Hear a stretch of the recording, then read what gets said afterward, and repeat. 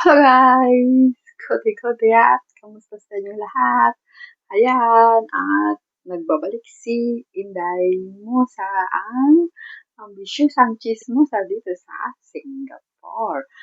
Yan nga! Excited na ba kayo sa ating part 2 sa buhay ni Tambo? Ayan, as my promise, magkakaroon tayo ng part 2 sa kwento ng buhay ni Tambo. Dito lang yan sa Buhay Mo, Ikwento Ko. At lingkod, si Itay Mosa, ang ambisyusang chismosa dito sa Singapore. At ayan, at wala ng ibang ginawa kundi ang mag-chismosa sa buhay-buhay. Ayan guys. At yun nga, yung nakaraan, yung ating kwento tungkol sa buhay ni Tambo. At yun nga, si Tambo, yun nga yung isang tao na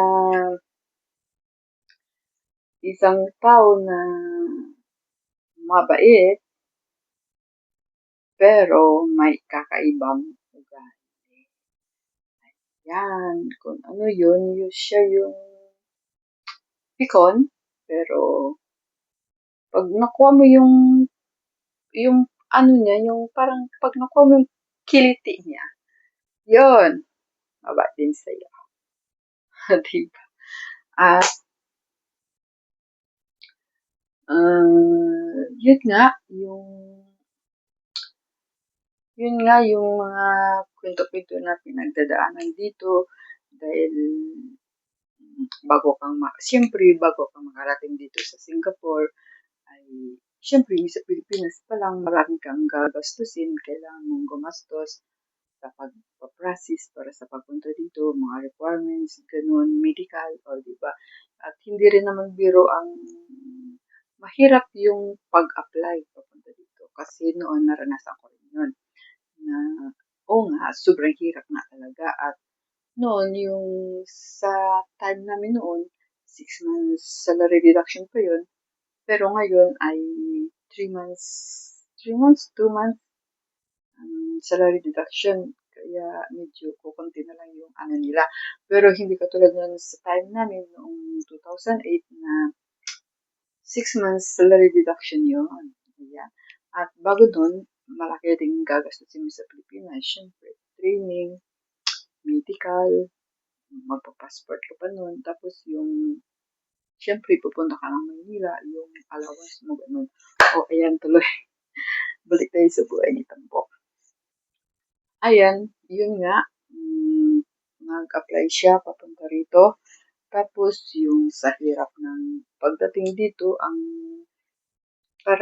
pagdating niya dito ay, siyempre, maliit yung sahod dahil first time ka, ganun. Tapos, nung maliit yung sahod dahil first time na kayo. Pero, at nung time na yun, kukunti pa lang yung, maliit pa lang yung palitan noon. So, ngayon, malaki-laki na. Ayan, at yun nga, nakilala ko itong si Tambok dahil um, sa kaibigan din na, syempre, mga kaibigan ko, kaibigan niya, tapos kaibigan, ganun ba? Diba? From friends of my from silk from circle of friends. Yeah.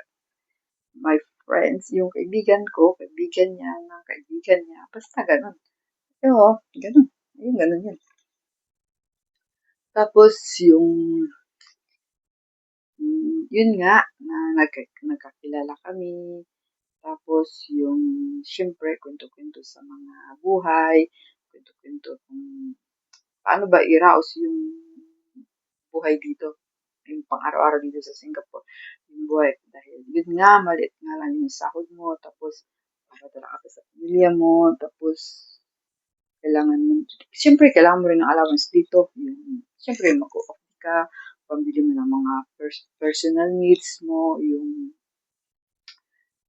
kung ano-ano pa yung kailangan mong bilhin para sa sarili mo, gano'n. Tapos, balik ang sahod mo, tapos papadala mo sa nagpaaral ka, gano'n. Tapos nung nagkakilala kami nito is 4 years ago, na yun nga, nagsimula yun sa pakwento-kwento, sa hirap ng buhay, gano'n. Hanggang sa, yun nga, naging close friend kami. Hanggang sa, yun nga, kumbaga parang naikwento niya na yung lahat, yung hirap ng buhay, kung paano malagpasan yung pagsubok sa buhay, gano'n. Na, siyempre, malayo ka sa pamilya, tapos yung, minsan magkasakit ka, walang mag-aalaga sa'yo, kundi sarili mo, gano'n. O, diba? Kasi ganito naman talaga yung kwento ng OFW, yung buhay ng OFW, na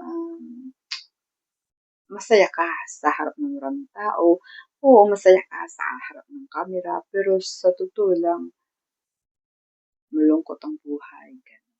Dahil yun nga, naho-homesick ka, na iniisip mo, malayo ka sa pamilya mo, iniisip mo paano yung mga anak mo, paano yung pag-aaral nila, paano yung paglaki nila na wala ka doon para subaybayan sila na dapat andun ka sa tabi nila na magkagabay sa kanila. Ganun. Pero wala kang choice dahil kailangan mong maghanap buhay, kailangan mong lumabas ng bansa para maghanap buhay. Ganun. Kaya yung buhay ng OFW ay hindi madali. Kaya yung, yun nga, sabi nila, yung mga OFW sila yung matatag. Pero matatag na kayang labanan ang hamon ng buhay at matatag na lumalaban sa pang-araw-araw na hamon ng buhay.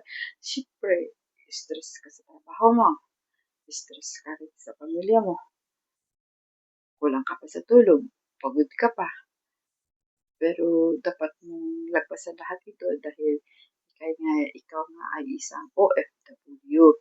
Kaya kailangan mong magtrabaho para sa pamilya mo na hindi naman, siyempre kung sa Pilipinas ka lang, oo, makapagtrabaho ka rin doon, pero hindi mo kayang sahurin ang sinasahod mo dito. Ganon. Tapos oo nga, yung, yung buhay na hindi mo maibibigay yung buhay na gusto mo sa mga anak mo. Pag sa Pilipinas ka lang, of course, makakain ka kayo ng 3 beses sa isang araw, pero hindi mo maibigay yung needs and wants ng mga anak mo. Kasi, syempre, magkano lang sahod mo sa Pilipinas, syempre, uunahin mo yung pagkain, pampaaral ng mga anak mo. At minsan, hindi mo na mabibili yung mga gusto nila, damit, sapatos, laruan, ganun. Kaya wala kang choice, hindi mag-ibang bansa, diba? Kaya itong kaibigan kong si Tambok, na naging kaibigan ko siya na matagal-tagal din, na actually, mga 4 years ko rin siyang kaibigan. Pero dahil siguro sa mga panahon na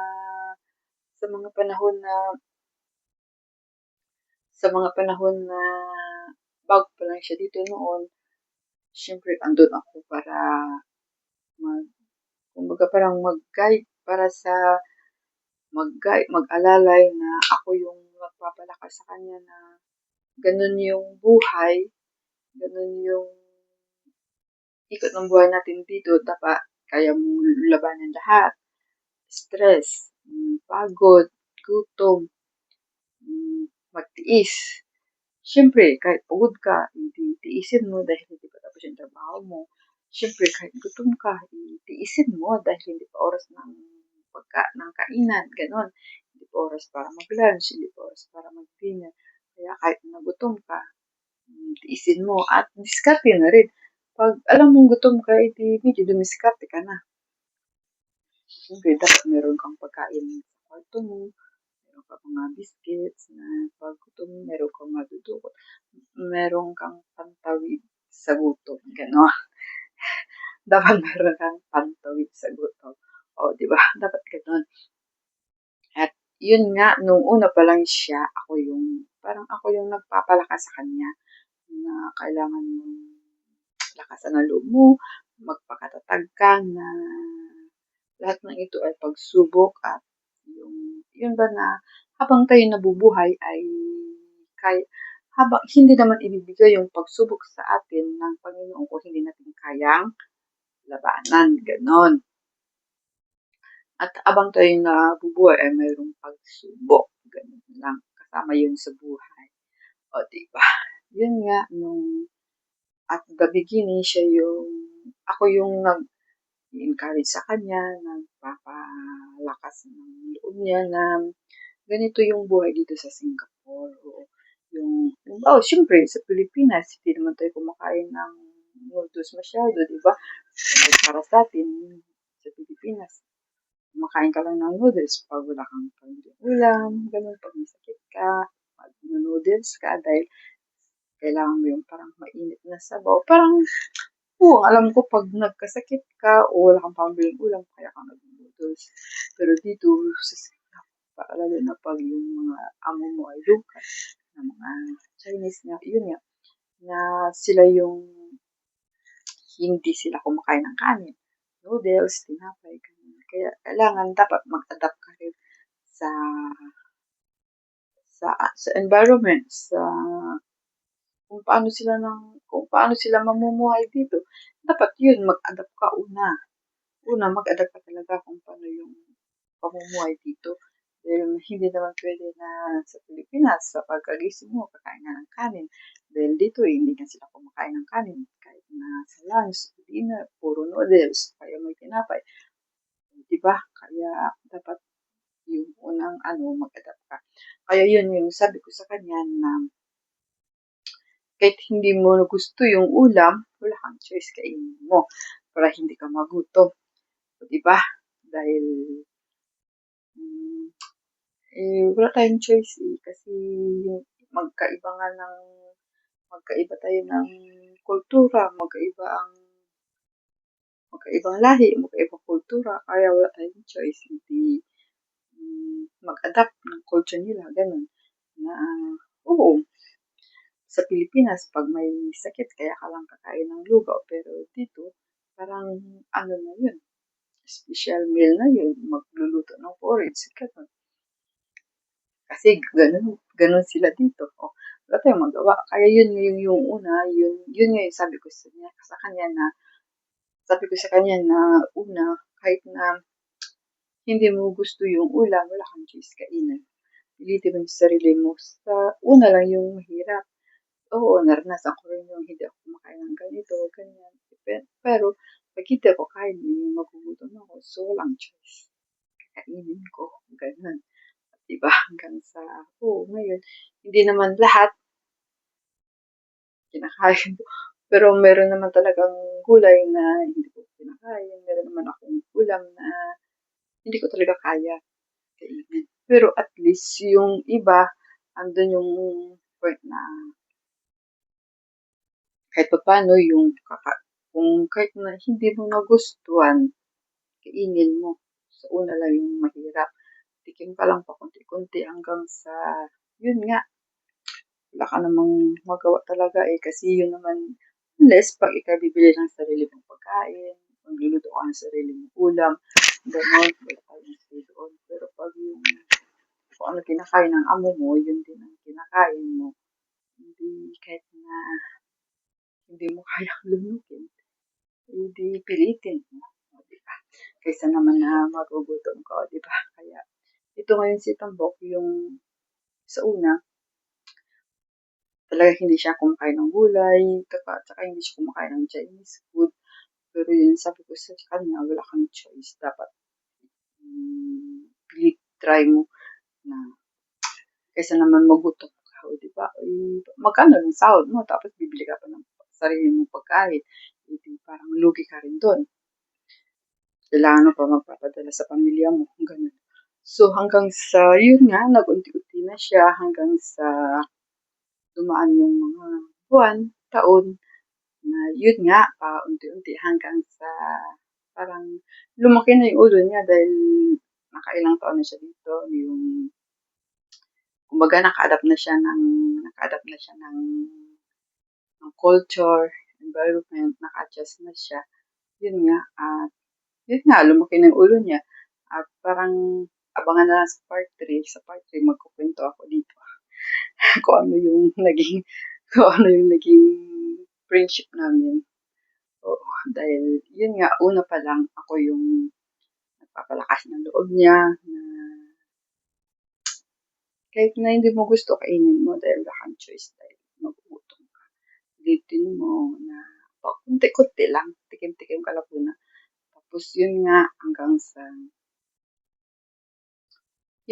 sa naka-adjust na siya, naka-adapt na siya ng culture dito. At yun, feeling niya, malaki ang ulo niya. Yun, nagkaroon ng, basta magkakaroon ito ng part 3 at doon ako magkukwento sa part 3 ng kung ano yung naging friendship namin sa halos 4 na taon na magkaibigan kami. Nagkaroon rin ng parang basta abangan nyo na lang yung part 3. Doon ako magkukwento ng naging kung ano yung ending na dahil nagkaroon na ng ending yung friendship namin. Doon ako magkukwento sa part 3 kung ano yung ending. Kung ano yung ending ng friendship namin dahil syempre yung una-una bago pa rin siya dito, ako yung nag-motivate sa kanya na ako yung nag-motivate sa kanya na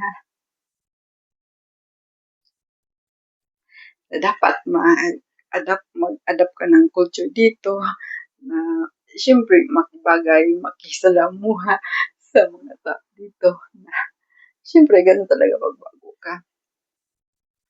At una-una yung mga pagkain nila dito, syempre naranasan ko rin yan noon na talagang hindi kaya lunukin, hindi kaya lunukin. Pero syempre pag hindi ka kumain, magugutom ka kaya wala kang choice.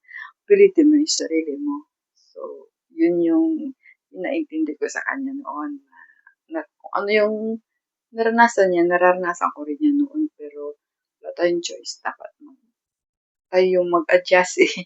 Kasi tayo yun nandito. Oo, kahit tayo mag-adjust. Diba? Tapos yun hanggang sa lumipas yung buwan, taon, na yun nga, parang ako yung gumabay sa kanya.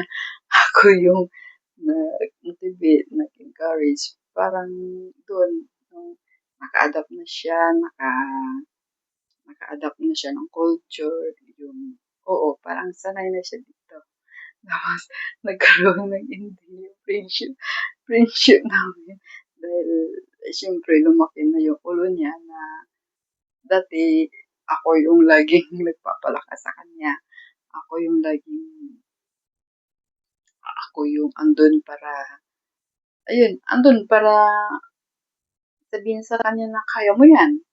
Hindi ka pwedeng umuwi dahil pag umuwi ka, hindi ka pwedeng umuwi dahil ang laki ng gastos mo para pumunta rito na hindi ka pwedeng umuwi dahil lang sa ganyan, sa pagkain. Kasi kaya ka nandito para magtrabaho, para magkaroon ng sahod at may papadala sa Pilipinas. Oo, sa Pilipinas may trabaho ka nga, kukunti lang din naman ang sahod. Oo, makakain ka rin ng 3 beses sa isang araw, pero ganun nga, ang hirap nga ng buhay na siyempre magtrabaho ka sa Pilipinas ng 1 buwan, magtrabaho ka sa Pilipinas ng 3 buwan dito, parang sasabihin na lang natin na magtatrabaho ka sa Pilipinas ng 2 buwan, dito 1 buwan mo lang. O kaya magtatrabaho ka sa Pilipinas ng 3 buwan, dito parang mahigit 1 buwan mo na sahod. Ganun. So, ganun yung ngayon pinapaintindi ko sa kanya na dapat lumaban ka sa hamon ng buhay, dapat mag-adjust ka, magpakatatag ka, kasi pag nandito ka yung, nasasabi naman na hindi ka makaipon, pero at least, mas malaki-laki yung maipapadala mo sa pamilya mo sa Pilipinas. Dahil ako nga, ang tagal-tagal ko na nga rito, wala pa rin ipon eh. Oo, resibo, marami. Pero wala. puro resibo. Kaya yun nga yun. Tapos nung gano'n, nung naka-adjust na siya, naka-adapt na siya, nung parang ganda na ng buhay niya, saya na niya, na gano'n. Tapos yun, biglang nagkaroon ng ending yung friendship namin. Ayan, abangan niyo na lang sa part 3 dahil magkakaroon ako nung mas exciting na part 3 sa buhay ni Tombo. Ayan. Diba? At hanggang dito na lang pagkukwento ko. At yun nga, kung yun nga mga kamusa, pag hindi pa kayo naka-subscribe, subscribe na at pindutin niyo yung bell button para updated kayo sa susunod nating video. Ayan. At ito nga ang inyong lingkod, si Inday Musa, ang ambisyusang chismosa dito sa Singapore at nagsasabing, see you on my next vlog. Bye-bye!